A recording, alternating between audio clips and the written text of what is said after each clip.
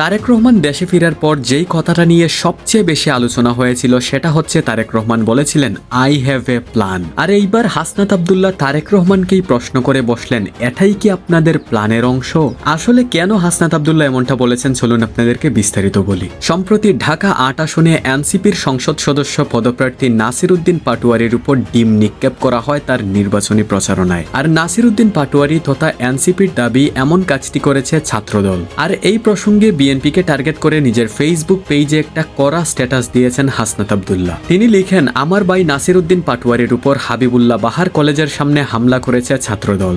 ঢাকা ৮ আসনের এমপি প্রার্থী নাসির উদ্দিন পাটোয়ারি বিগত ফ্যাসিস্ট বিরোধী সময়ের বিপ্লবী যোদ্ধা। পাটোয়ারিদের এত ভয় পাওয়ার কারণ কি? বিরোধী মতকে সহ্য করতে না পেরে হামলে পড়ার চর্চা এত দ্রুত শুরু করলেন আপনারা? এটা কি আপনাদের প্ল্যানের অংশ?